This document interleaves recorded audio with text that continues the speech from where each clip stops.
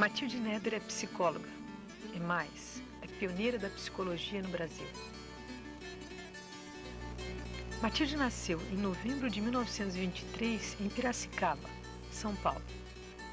Filha de libaneses, seu pai, Romão, faleceu muito jovem, aos 38 anos, deixando a esposa Zaira com a dura responsabilidade de criar sozinha os 5 filhos do casal. Matilde era a mais nova. De menina mais nova, eu fiquei a matriarca, aquela que toma conta, orienta, e é isso que está acontecendo e está acontecendo há muitos anos.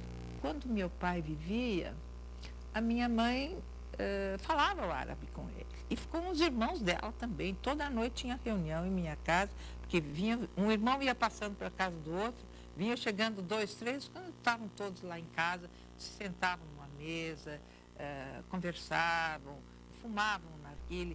Era reunião de família todas as tardes depois do jantar. Então, nós falávamos um árabe que era aprendido assim, meio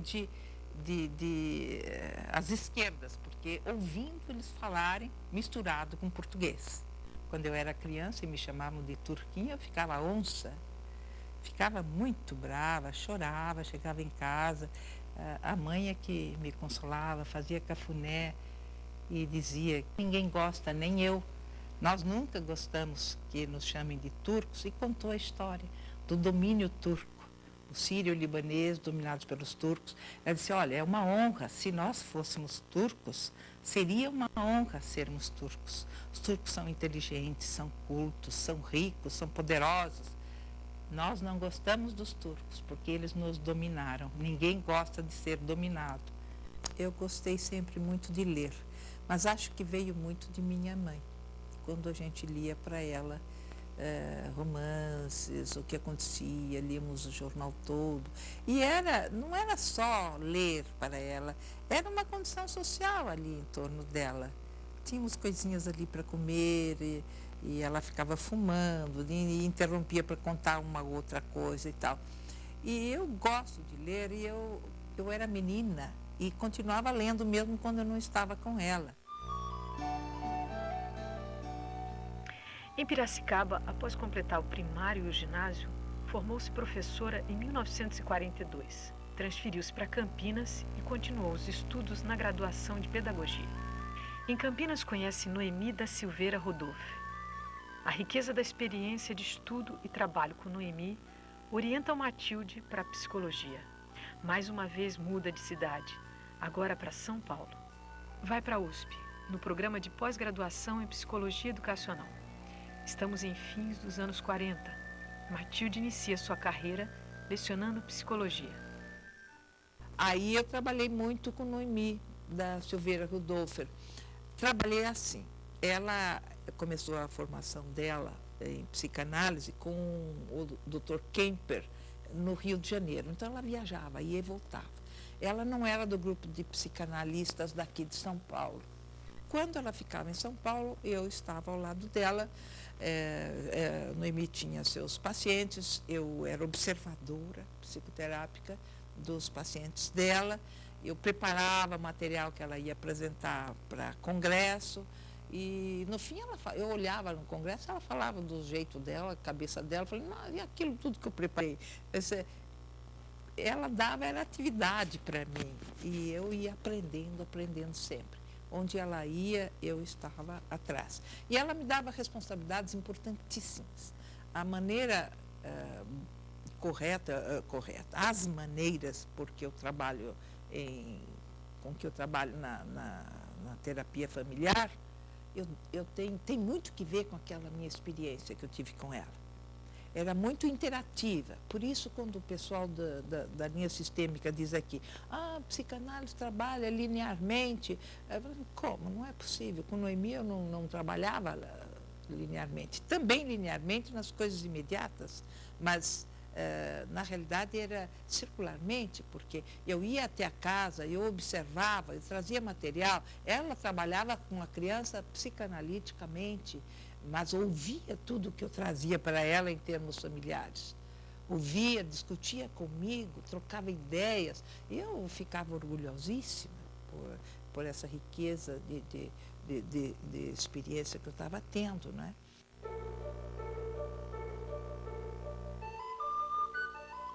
Matilde conquista uma bolsa para especialização no Chile. Também inicia a especialização na PUC. Em 1955, faz outra especialização, agora junto ao curso de Filosofia da USP, este em linha psicanalítica. Realiza visitas e estágios em diversas clínicas e hospitais em São Paulo, no Rio de Janeiro e em Minas Gerais. As oportunidades que apareciam eu aproveitava, porque não era programado. Nós não tínhamos no início um curso específico de psicologia ou de psicologia clínica, nem de psicologia. Então nós abrimos caminho a nosso gosto e interesse. Porque todo professor de fora que vinha ali ia dar algum curso, eu estava inscrita, ele segurava uma vaga. Porque eu estava sempre ali por perto, porque nós cuidávamos da nossa formação. Queríamos psicologia, nós cuidávamos do nosso interesse. E um dos reforços para essa formação vinha dos nossos estágios. E eu estagiava no Juqueri, 47, 48. Todo sábado a gente tomava o trenzinho lá da Santos Jundiaí e íamos para lá. Nós ficávamos lá o dia, almoçávamos lá e tínhamos atividades, não só de observação de pacientes.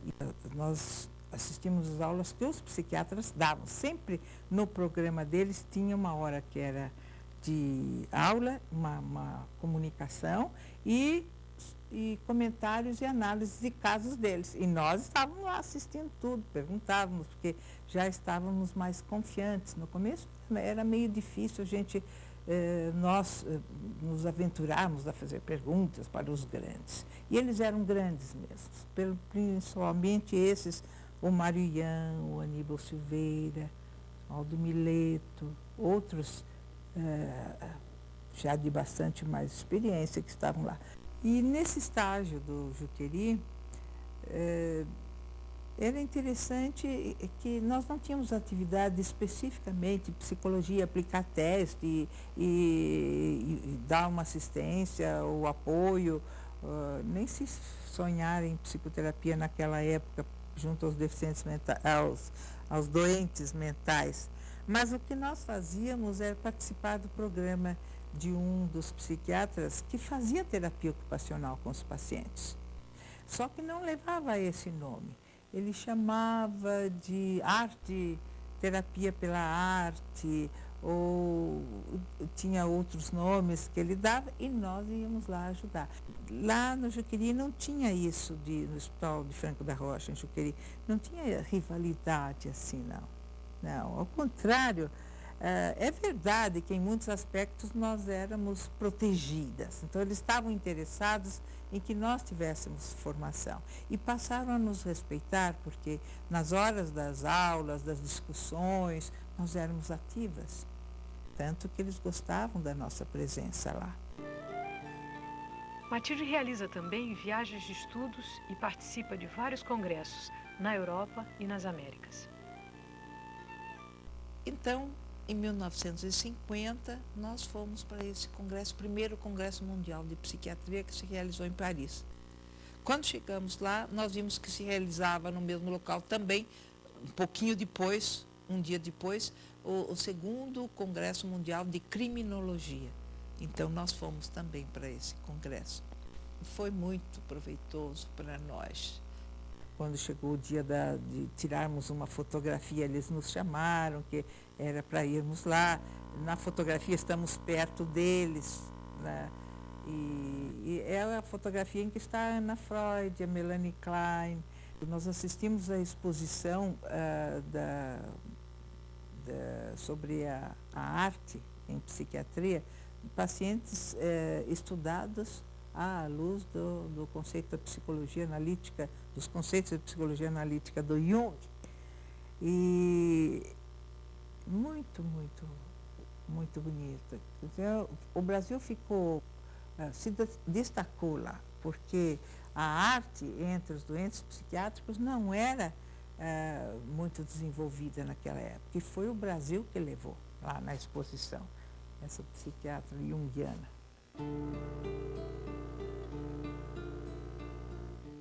Ainda na década de 50, Matilde inicia seus trabalhos no campo, que a tornaria nacionalmente conhecida.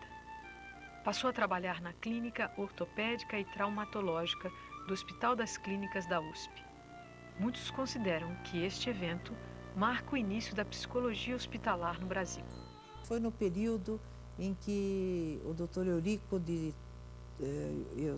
de Toledo era chefe. Ele era chefe do grupo de cirurgia do Hospital das Clínicas, cirurgia de coluna do Hospital das Clínicas. E quando ele estava nessa liderança lá, é que eu fui chamada para prestar uma colaboração. Os médicos queriam uma forma de ajudar aquelas crianças para colaborarem, aderirem ao tratamento, né? Quando eu fui lá, já fui detectando que era importante trabalhar a equipe, começando pela enfermagem, que era a maior interessada no nosso trabalho, né? Os médicos e as enfermeiras, elas que nos davam, essas enfermeiras que nos davam as melhores, as informações mais importantes, e trabalhar junto à família, né? A família dessas crianças.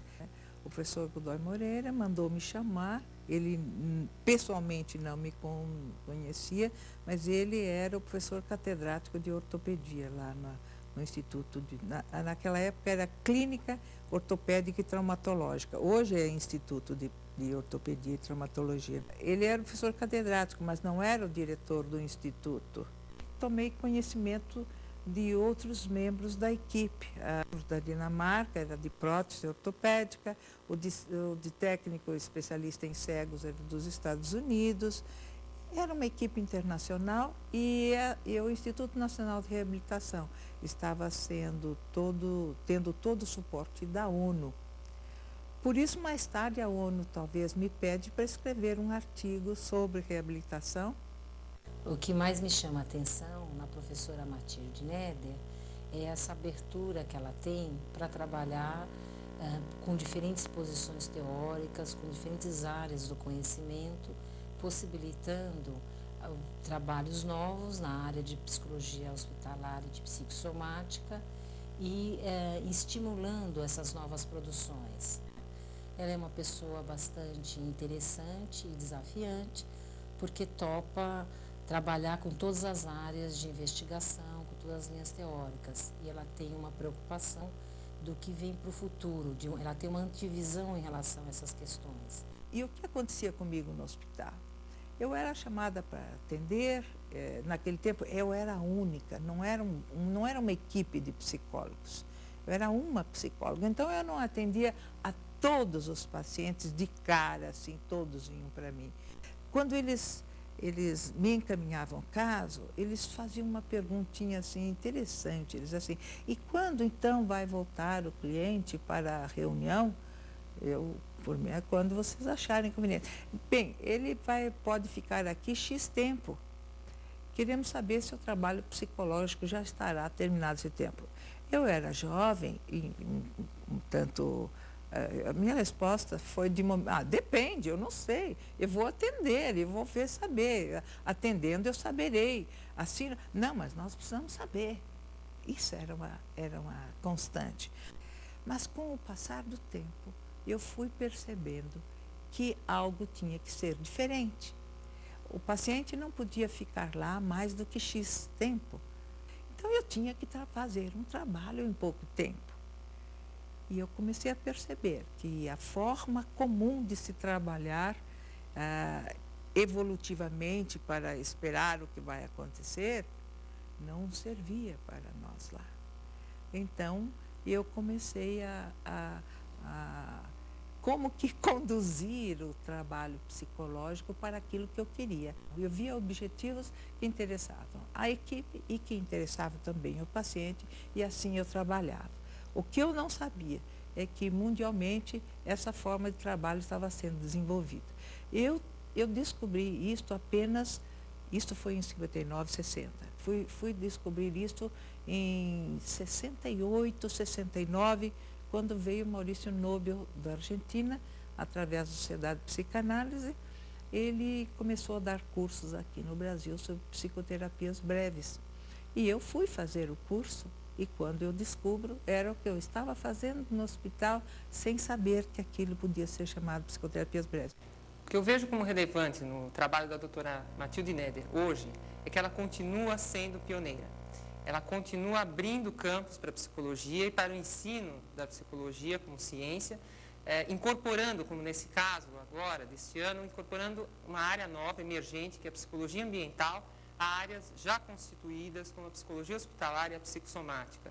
Então, ela amplia o campo da psicossomática, nesse sentido, e dá oportunidade para um desenvolvimento maior e sedimentação da psicologia ambiental no Brasil.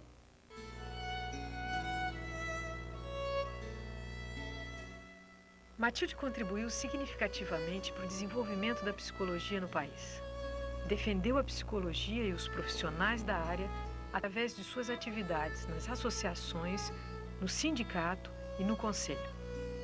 Quando bastante jovenzinha, eu me interessava muito pelas atividades da nossa associação, Sociedade de Psicologia de São Paulo. E eu ficava lá, uma ocasião eu era tesoureira, outra vez secretária, e houve um tempo em que eu cheguei a presidente dessa associação, mas houve um tempo em que eu era, e foi importantíssimo este tempo que eu estou dizendo agora, eu era chefe de uma divisão ou seção da Sociedade de Psicologia de São Paulo, que parece que era de personalidade. E foi a época em que surgiu um projeto de lei para a regulamentação da profissão do psicólogo, das atividades do psicólogo. E nessa ocasião, esse projeto, quando surgiu, nos agitou a todos. Quer dizer, foi um susto muito grande e nós vivíamos infelizes de lá para cá, fomos tomados de surpresa. Nós sentíamos a necessidade, queríamos e estávamos pensando, mas nunca nos reuníamos para falar disso, quando fomos surpreendidos por esse projeto. E por esse projeto, o psicólogo era praticamente colocado numa posição de laboratorista do médico. Você aplicaria testes, faria estudos, seriam os auxiliares, mas não teriam liberdade para uma atuação independente. Foi então que nós procuramos apresentar emendas para esse projeto. Então, nós começamos a estudar o projeto, levantamos todas as emendas que nós queríamos, registramos e elegemos ali entre nós presentes 2 para fazerem a redação daquele material. Feitas essas emendas, essa proposta, nós nos reunimos com a Madre Cristina, com o Enzo Aze da PUC e com outros interessados. Foram feitos os estudos, as proposições e nós éramos muito amigos do Padre Benco, que nós nos reunimos para orientação educacional. Dessa vez foi para a psicologia, né? E lá unimos-nos com o pessoal do ISOP. O Padre Benco mobilizou o pessoal do ISOP e fizemos uma reunião geral para estudarmos, né? Os deputados que representavam os médicos, ou melhor, que ouviam os médicos naquele projeto anterior, traziam também a opinião dos médicos de que tinha lá no nosso projeto uma expressão que os escandalizou lá, que nós dizíamos que podíamos fazer psicoterapia. O senador Cruz, que deu uma sugestão, por que vocês não veem uma palavra que um sinônimo ou qualquer coisa que vocês possam fazer a psicoterapia, mas tira a palavra psicoterapia daí. Aí que eu me lembrei, foi eu quem lançou, o grupo logo aderiu, o grupo gostou, um grupo, outro grupo não. Solução de problemas de ajustamento. né? Mas um outro grupo não gostou. E o ISOP não estava a favor. O ISOP queria que tirasse logo. Por que ia ter dificuldade? Tirava porque eles não faziam psicoterapia. Nós ficamos muito bravos com o ISOP na época. Éramos amigos, mas ficamos bravos. Por quê? Porque o ISOP não fazia psicoterapia. E aconteceu do nosso projeto sair vitorioso e nós ganhamos. E depois, aquelas ameaças de um querer modificar o outro, nós sentimos e tínhamos necessidade de um órgão que nos não só protegesse, mas que nos dirigisse, que nos desse segurança de existir. Mais tarde tivemos o nosso conselho estabelecido, criado, primeiro e segundo, e depois terceiro e quarto já com modificações. No primeiro foi instalação, foi muito trabalho, foi árduo. Eu participei do primeiro e do segundo enquanto suplente, com uma distribuição diferente de tarefas. Os suplentes não eram suplentes para entrarem quando o outro faltava, mas havia atividade distribuída por todos, porque trabalho não faltava no início para a instalação, né? E assim tivemos o nosso conselho, não que tivesse existido muita tranquilidade, porque choviam lá pedidos para a criação de novas profissões, e muitas delas eram profissões assim, repeteco da psicologia. A psicologia está trabalhando interdisciplinarmente, transdisciplinarmente, parece que maiores problemas não virão daí, espero. A Sociedade de Psicologia de São Paulo iniciou o movimento pró-sindicato. Eu não pretendia ter nenhum cargo, nada de maior distinção lá no sindicato, porque eu considerava na época, e considero ainda, não é esse o meu mistério. Eu achava que devia existir, mas eu colaboro, trabalho muito em favor do sindicato, mas não em lideranças ou diretorias. Isso faz quem tem força, quem tem pinta para isso, e além do interesse. Então, não é muito gostoso falar de idade, mas em 1993 eu completei 70 anos, então automaticamente me aposentei. Antes disso, eu fiz um pouco de barulho, de movimento nos congressos, quando tinha congresso de meia-idade, não sei o quê, ou trabalho sobre meia-idade em congressos. Eu pedi a palavra e fiz solicitações ali em plenário, né? A minha ideia na época é de que a aposentadoria não fosse compulsória aos 70 anos. A minha ideia era de que a aposentadoria poderia ser facultativa aos 70 anos. A pessoa com 70 anos tem o direito de aposentar-se. Quando chegou em 93, aparentemente eu estava conformada com a situação e eu me aposentei em dezembro. Antes, porém, eu prestei um concurso, porque eu era funcionária pública. Eu prestei um concurso para ser seletista pela lei trabalhista. Foi um concurso aberto ao público, em diário oficial, apareceram concorrentes muitos, foram aprovados só 2 nesse concurso, muitos candidatos, tinha mais do que 2 vagas, se eu estou bem lembrada, mas só 2 foram aprovados. Eu fui um desses 2 e continuei trabalhando no hospital.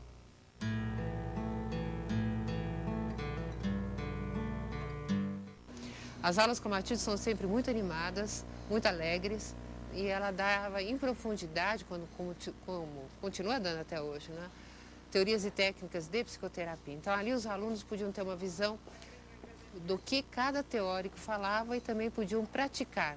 E a Matilde deu um passo inicial para a clínica que hoje chama Clínica Ana Maria Popovic, muito famosa, que atende uma enorme população, tanto de pessoas carentes quanto pessoas que podem pagar. Hoje a Clínica Ana Maria Popovic tem um renome nacional, muitas pessoas a procuram, ela tem uma função básica na formação dos alunos.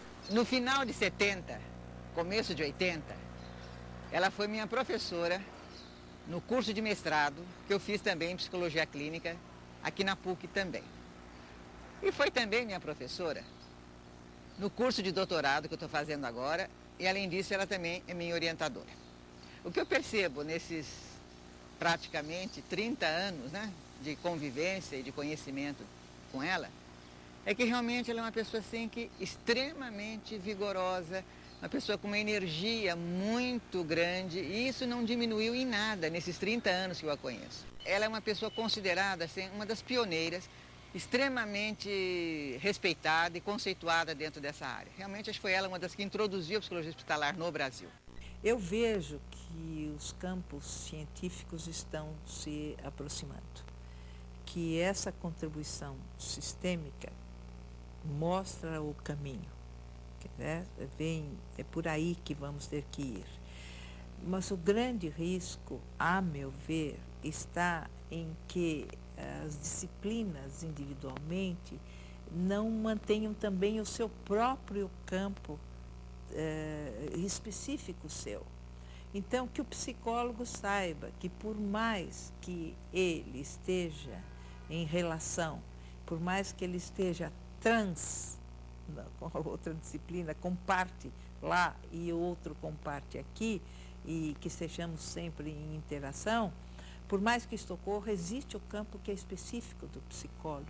Por isso que é ultra indispensável que o psicólogo seja maduro filosoficamente, saiba o que ele quer, onde ele está, para onde ele vai, né? E que tenha uma explicação para tudo, para explicação para a vida, para o mundo, que ele tenha essa maturidade, que ele tenha maturidade social, intelectual, emocional, que ele tenha um trabalho com ele próprio, seja corporal, seja psicanalítico, ou junguiano, ou reichiano, que seja lá, desde que haja uma coerência na forma de tratamento todinho, né? E que, então, o psicólogo cuide de si perfeitamente, cuide da sua formação acadêmica. Com certeza, Matilde Neder é parte da memória da psicologia no Brasil, pelo seu pioneirismo, pela sua experiência, pela sua competência e sensibilidade e, sobretudo, por ensinar.